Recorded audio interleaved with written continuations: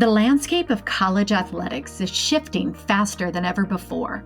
From NIL deals to revenue sharing, student athletes are challenging long-standing NCAA rules that restrict their eligibility and earning potential. Today, we'll discuss the latest legal battles, including Patterson versus NCAA, and what they mean for athletes and institutions. I'm Amy Kottman, and you're listening to Baker Hosts. On today's episode, we dive into NCAA eligibility, redshirt rules, and the shifting legal landscape for student athletes. To provide us with insight into this topic, we have Janine Anthony Bowen and Lee Solomon, members of our sports industry team practice. Let's listen in. I'm joined today by Janine Bowen, a partner in Baker Hostetler's Atlanta office, one of the main contributors to our sports industry group. Janine, to level set our audience, we're wondering if you could briefly explain what the NCAA's 4 seasons rule and redshirt rule mean. Absolutely. At the top level, the NCAA has a 5-year rule, meaning that a student athlete has up to 5 years to exhaust their eligibility.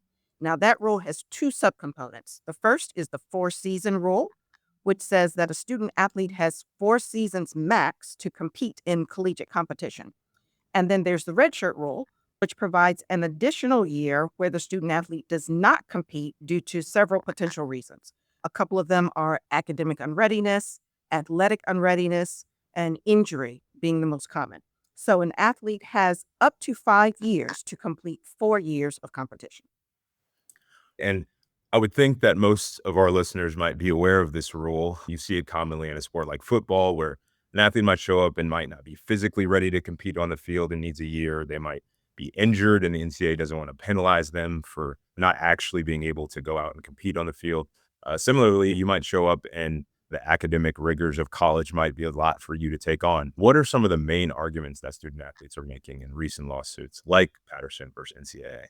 Okay, so there are 2 lines of cases, Lee. In one line, athletes who compete at the junior college level, a case first brought by Diego Pavia, we're going to touch on that one later. Okay, but in the Patterson complaint, which brings us here, and most recently the Jacob Manu complaint, neither of which the court has ruled on yet, the athletes are all current or former athletes who either will exhaust their eligibility or have already exhausted their eligibility in 4 years. So these athletes did not have a redshirt year. The first named plaintiff is Langston Patterson, and he is currently a senior linebacker at Vanderbilt. He began his collegiate career in 2022.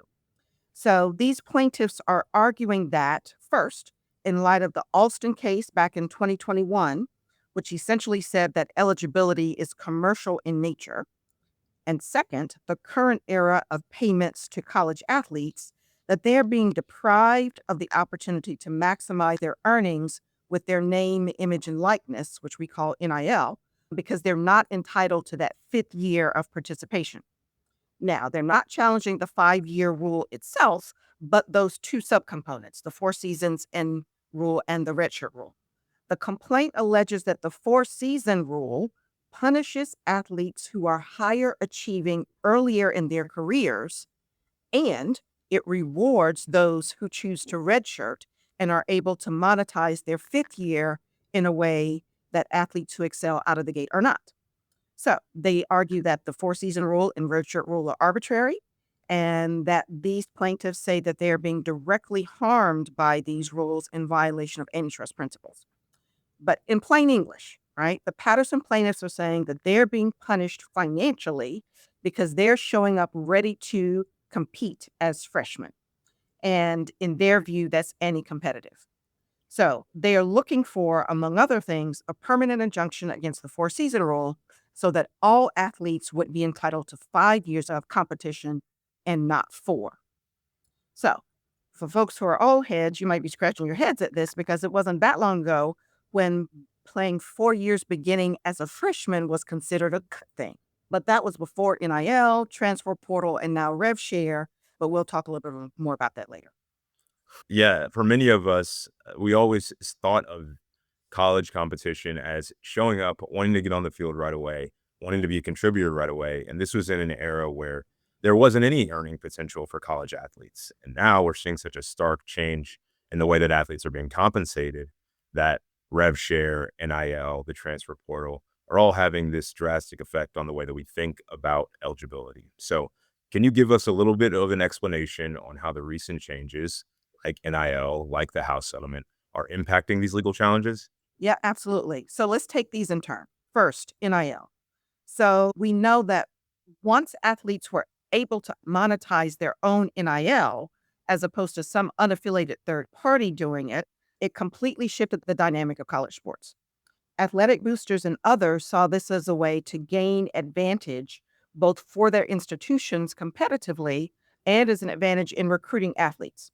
So then we saw collectives, marketing agreements, and other branding arrangements springing up as opportunities to direct non university dollars directly to athletes.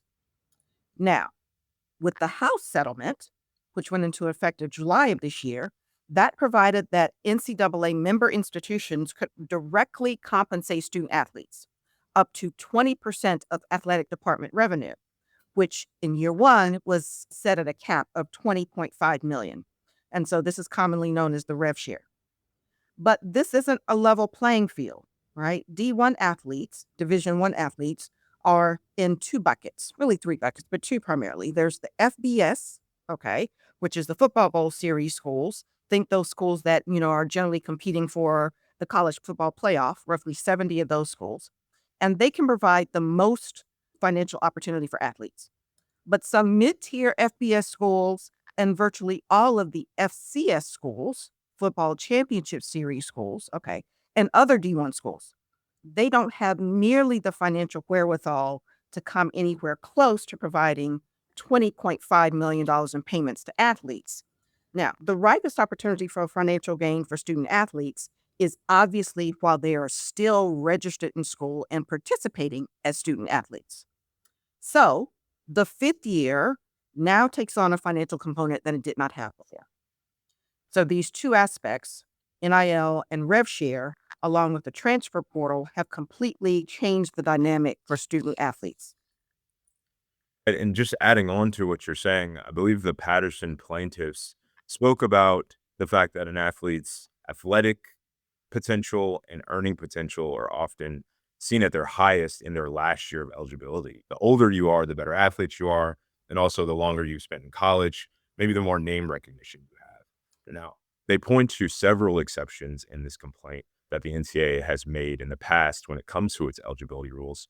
Janine, what exceptions has the NCAA made to its eligibility rules in recent years, and why are they so significant? So, a couple things here. So, back in 2018, the NCAA allowed football athletes to play up to 4 games before declaring redshirt. Now, they said the primary reasons were to provide flexibility for the players to gain experience, to help coaches evaluate depth, and to reduce the impact of early season injuries or players sitting out of bowl games to protect their health. However, almost no other collegiate sport has this flexibility. You are either in or out for the entire season in most other sports. Also in 2020, the NCAA introduced the COVID waiver, which gave all athletes who entered D1 between 2017 and 2020, those who were forced to sit out a year because of COVID, an extra year of eligibility.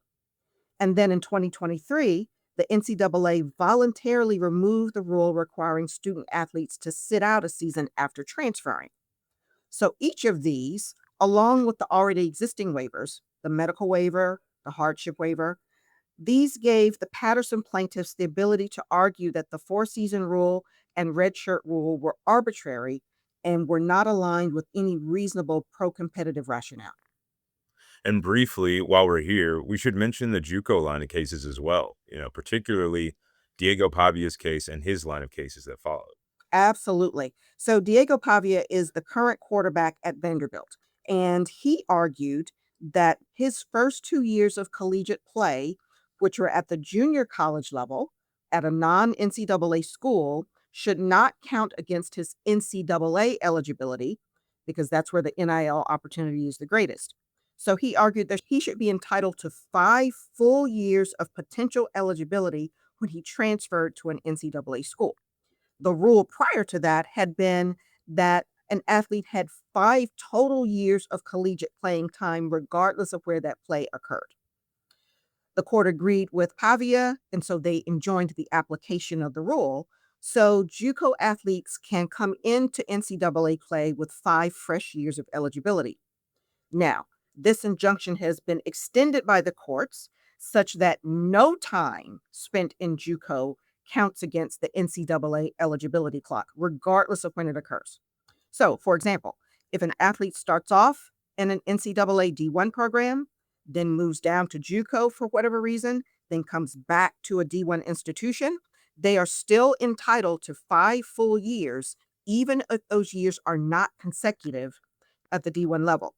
Now, the court enjoined the application of the rule, and Pavia is now looking to bring a fresh lawsuit to have the rule permanently changed. Yeah, it's interesting. Diego Pavia has seemingly become the face of eligibility challenges. And I think a lot of people who look at this wonder, why do these athletes want to stay around for so long? And I think practically they don't fully understand the market and how much money there is out there. We often think about athletes like Shador Sanders and the Paige Beckers and these football players and basketball players that you might see in a commercial. But there really is a lot of money out there for these athletes to gain, on top of the fact that many of them may not have pro prospects. So the next question I want to pose to you is, how do these eligibility rules affect the student athlete's athletic and earning potential while they're in college? Yeah. So clearly, these cases and rule changes have pushed the revenue opportunities down to the collegiate level, just as you mentioned. And you are correct that most athletes are never going to play professional sports. So Open to Open Doors, which tracks these things, okay, in their latest annual report, they've indicated that the total NIL market is projected to reach 1.67 billion in school year 24-25, which is now over, right? Okay. And they are projecting that it will exceed 2.5 billion in payments directly to athletes in this current year, 25-26. So when we started this back in 21-22, it was less than a billion. It was around 900 million. And so just in 4 short years, we're seeing that it exceed $2.5 billion of revenue directly paid to student athletes. These are just mind-blowing amounts of money, and it is completely and will continue to completely change the dynamic. Given all of this, Lee, where do you think we see the future going with respect to the NCAA rules and the broader implications for college athletics? Yeah, I have a couple immediate thoughts, none that are original. It seems to be a common complaint from people that women's sports and Olympic sports are seemingly being left behind due to some of these changes. You have schools that are now dealing with rev share. They're trying to allocate their money in specific areas. And people are curious, how are sports going to take care of their female athletes? How are they going to deal with more technical and non-revenue producing sports that have long been important to athletic departments across the country? These are just things that people are going to continue to think about, because obviously we see the commercials with big name stars, we see college football playoff, and we think, oh my gosh, these guys are making millions of dollars to play football. This is ridiculous. But with that comes schools who are deciding that they want to put all their money in those areas instead of thinking about all of the athletes that they have on campus, whether it be legal challenges and the way that money is being distributed, or whether it be challenges to the house settlement and the way that it's administered going forward. Mhm. This is something that schools, athletes, collectives, administrators all need to be aware of as they go forward. And those are the first things that really pop out to me. But Janine, I also want to pose that question to you. When you think about the future of college athletics and the future of eligibility rules in particular, do you see any changes or seemingly coming faster than people may imagine? And what are the broader implications for college athletics going forward? Yeah, there's a handful of pieces of proposed federal legislation, and you may have seen commercials about them on football Saturdays, right? There's 2 pieces of legislation that are being actively promoted to the consuming public. There's a few more out there. We'll see if those get any traction, because the NCAA has taken a number of losses on all these cases, and there is concern, to your point, about women's sports and Olympic sports. And so we'll see if those pieces of federal legislation get any traction. I also think that because there are just going to be more athletes in the ecosystem, right? Okay, that are competing for a finite number of spots. So one of the changes that we saw with the House settlement is we moved from scholarship limits to roster limits. And so that has, for the most part, removed the notion of being able to walk on to teams. And so we're going to see folks, the level of competition to get these slots to become much more aggressive. So you're going to have high school recruits looking for these slots, the current student athletes that are there, JUCO athletes that are looking to move into D1, transfer portal athletes.